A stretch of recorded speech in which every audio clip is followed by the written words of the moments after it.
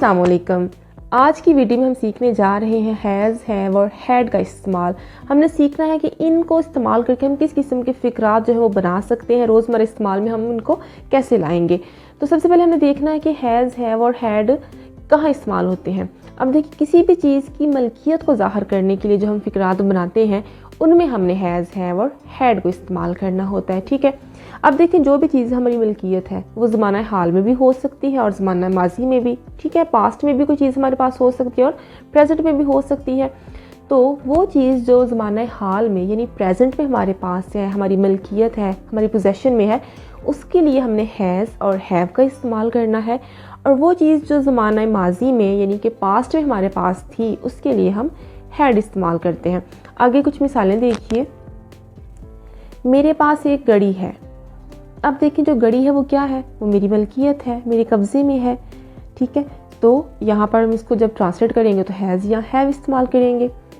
उसके पास कुछ रकम थी यानी पास्ट की बात है। ठीक है, तो ये भी रकम होना किसी के पास क्या है, उसकी मलकियत है, रकम उसकी मलकियत थी, पोजेशन शो कर रहा है ये फिक्रा भी। हर आदमी के दो हाथ होते हैं। अब किसी भी इंसान के जो दो हाथ हैं वो क्या है, वो उसकी मलकियत है, उसके कब्ज़े में है। ठीक है, उसके हैं। तो इस तरह के जो फ़िक्रे जब हम ट्रांसलेट करते हैं तो हम हैज़, हैव को और हैड को इस्तेमाल करते हैं। ठीक है, हैज़ और हैव प्रेजेंट के लिए और पास्ट के लिए हैड। आगे हम देखते हैं कि सब्जेक्ट्स के साथ हैज़, हैव और हैड कैसे इस्तेमाल होंगे। Subjects with has, have and had. हमें देखना है कि हैज़, हैव और हैड के साथ कौन कौन से सब्जेक्ट्स जो हैं वो हम यूज़ कर सकते हैं। हैज़ के साथ हम कौन से सब्जेक्ट्स लगाते हैं, ही, शी, इट और एनी सिंगुलर सब्जेक्ट। कोई भी वाहिद अगर सब्जेक्ट है तो उसके साथ भी हम हैज़ लगाएंगे, जैसे कि he has, she has, it has, Ali has, सारा हैज़। ठीक है, सारे सिंगुलर हैं, तो जितने भी सिंगुलर सब्जेक्ट्स होंगे उनके साथ हम हैज़ यूज़ करेंगे। आगे हैव के साथ हम कौन से सब्जेक्ट्स यूज़ कर सकते हैं, I, we, they, you are plural subjects. जितने भी प्लूरल सब्जेक्ट्स हैं यानी जमा में सब्जेक्ट्स हैं, एक से ज़्यादा हैं, उनके साथ हम हैव यूज़ करते हैं।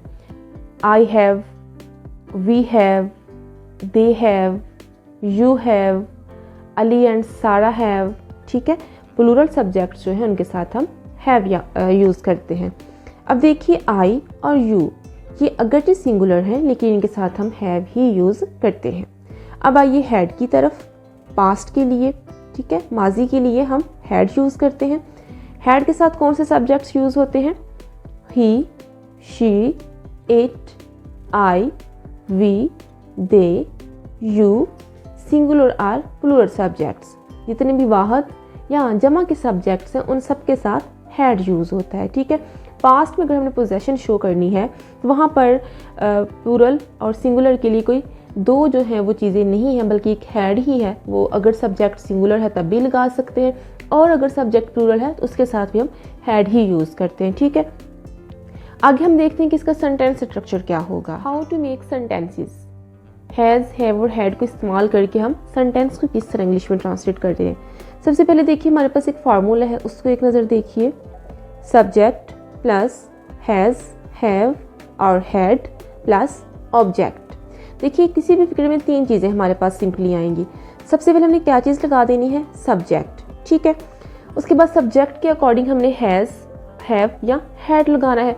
अगर तो हम प्रेजेंट की बात कर रहे हैं और हमारा जो सब्जेक्ट है वो सिंगुलर है तो हैज़ लगाएंगे, और अगर प्रेजेंट में ही हमारा सब्जेक्ट प्लूरल है तो हम हैव लगा देंगे। ठीक है, और उसके बाद ऑब्जेक्ट।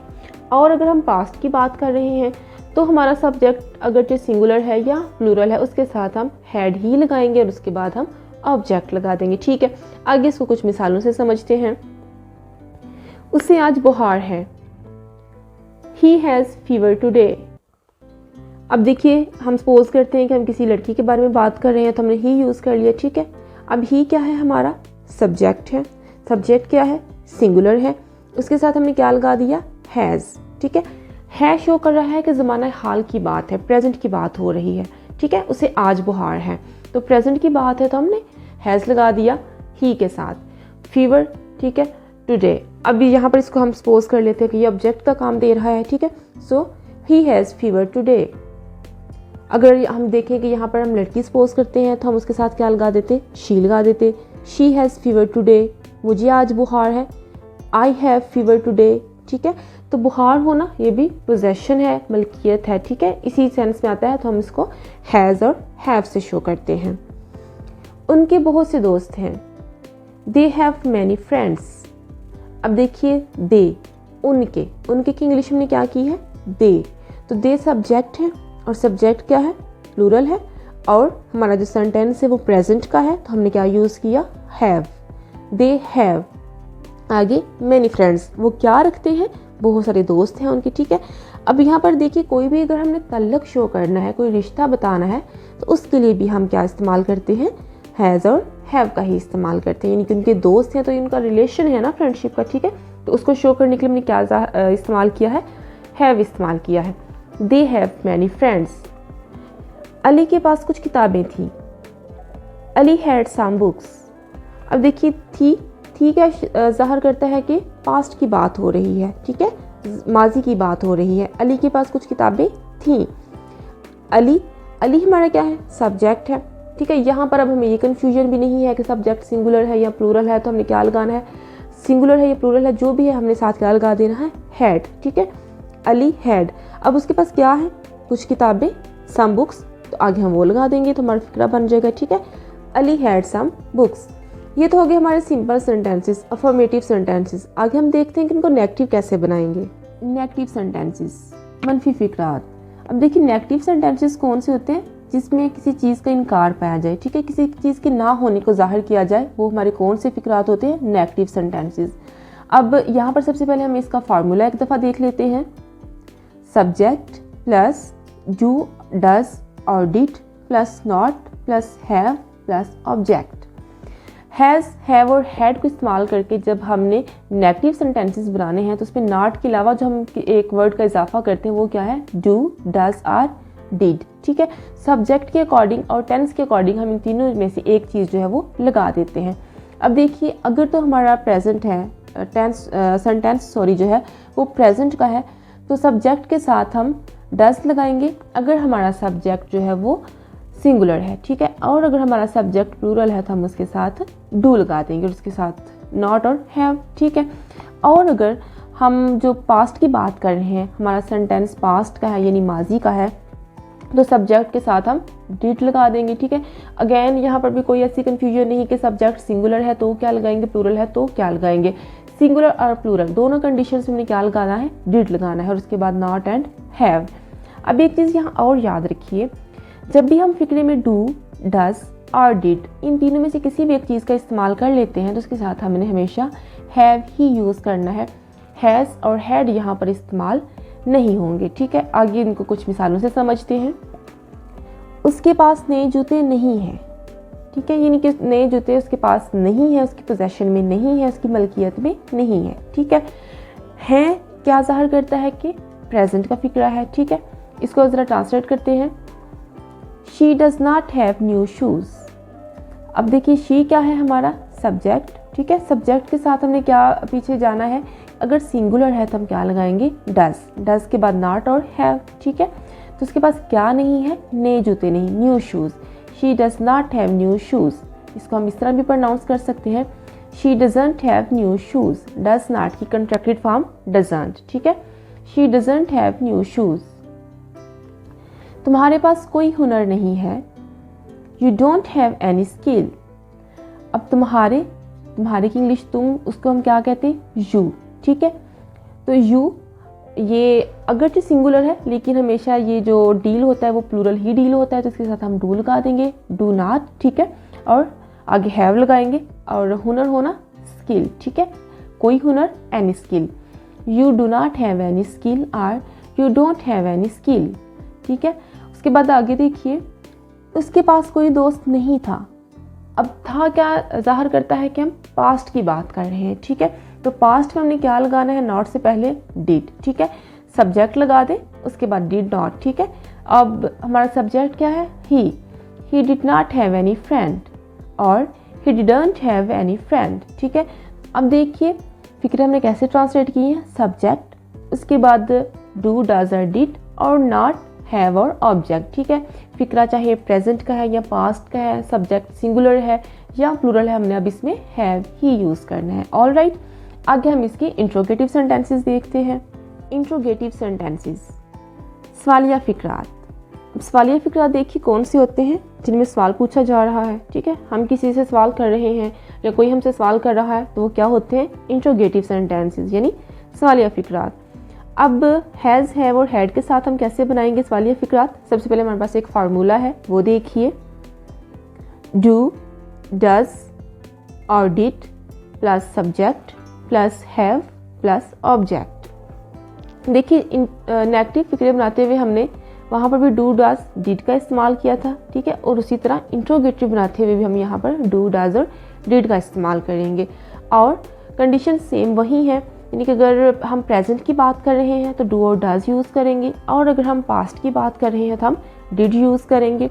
और प्रेजेंट में अगर हमारा सब्जेक्ट सिंगुलर है तो हम डज इस्तेमाल करेंगे, और अगर हमारा जो सब्जेक्ट है वो प्लूरल है यानी कि जमा है तो हम डू यूज़ करेंगे। ठीक है, और पास्ट के लिए सब्जेक्ट हमारा सिंगुलर है या प्लूरल है यानी वाहद है या जमा है, जो भी है हम उसके साथ डिड ही इस्तेमाल करेंगे और हैव यूज़ होगा। ठीक है, यहाँ पर भी हैड और हैज़ इस्तेमाल नहीं होंगे। डू, डज या डिड में से अगर कोई चीज़ आ जाती है, तीनों लफ्ज़ों में से कोई एक लफ्ज़ अगर आ जाता है तो उसके साथ हम हैव ही यूज़ करेंगे। ठीक है, आगे हम इसको कुछ मिसालों से समझते हैं। क्या आपके पास मोबाइल है।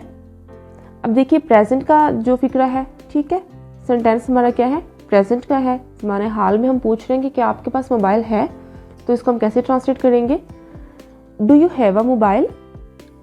अब देखिए यू हमारा सब्जेक्ट है और हम जानते हैं कि इसको हमने प्लूरल ही डील करना है, तो उसके साथ हम क्या लगाएंगे, डू। ठीक है, do you have a mobile. क्या हसन के पास कार है। अब ये देखिए क्या है, ये भी प्रेजेंट का सेंटेंस है। ठीक है, ज़माना हाल में पूछा जा रहा है कि क्या हसन के पास कार है, तो इसको हम इंग्लिश में कैसे ट्रांसलेट करेंगे, does Hasan have a car. Does Hasan have a car. ठीक है, अब देखिए हसन क्या है, सब्जेक्ट, और सब्जेक्ट हमारा क्या है, सिंगुलर है, तो सिंगुलर सब्जेक्ट के साथ हमने क्या लगा दिया, डज। और आगे हम जानते हैं हैव ही लगाएंगे, और किसके बारे में बात कर रहे हैं, कार के बारे में। ठीक है, so does Hasan have a car. क्या इनके बाग में फूल थे। अब ये किस जो सेंटेंस की बात है, ये माजी की बात हम कर रहे हैं। ठीक है, पास्ट की बात हम कर रहे हैं, तो हम क्या यूज़ करना है, डिड। ठीक है, तो हमारा सब्जेक्ट क्या है, उनके, प्लूरल है, दे। ठीक है, तो हम दे लगा देंगे। Did they have flowers in their garden.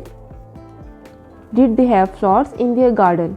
ठीक है, तो डिड लगा के हम यहाँ पर भी क्या लगाएंगे, साथ हैव ही यूज़ करेंगे। ठीक है, so did they have flowers in their garden. Alright, ये हो गए हमारे इंट्रोगेटिव सेंटेंसेस, इनका भी सिंपल सा फार्मूला है। ठीक है, डू, डज और डिड लगाइए सेंटेंस के अकॉर्डिंग। प्रेजेंट है तो डू और डज लगा दें, पास्ट है तो डिड लगा दें, उसके बाद सब्जेक्ट, हैव और ऑब्जेक्ट लगा दें। आई होप इस सारे टॉपिक को आप बड़े अच्छे तरीके से समझ चुके होंगे। ठीक है, इसको आपने जो है वो प्रैक्टिस ज़रूर करना है, क्योंकि जब तक आप खुद इसको प्रैक्टिस नहीं करेंगे, आपकी कन्फ्यूजन्स अगर कोई हैं तो वो क्लियर नहीं होंगी। नेक्स्ट आपके लिए प्रैक्टिस के लिए कुछ फ़िक्रात हैं, उनको इंग्लिश में ट्रांसलेट कीजिए, कमेंट सेक्शन में पोस्ट कीजिए। इसके अलावा अगर कोई और क्वेश्चन है आपके जहन में तो आप वो भी कमेंट सेक्शन में पूछ सकते हैं। अब एक नज़र हम देख लेते हैं प्रैक्टिस के लिए जो फ़िक्रात हैं उनको। फॉर प्रैक्टिस, उनके पास 2 बिल्लियाँ हैं। मेरे पास कुछ रकम थी। क्या निदा के पास नए कपड़े हैं। और जनाब आप इन फ़िक्रात को इंग्लिश में ट्रांसलेट कीजिए। हम मिलते हैं इंशाल्लाह अगली वीडियो में। Till then take good care of your self and your loved ones. अल्लाह हाफिज़।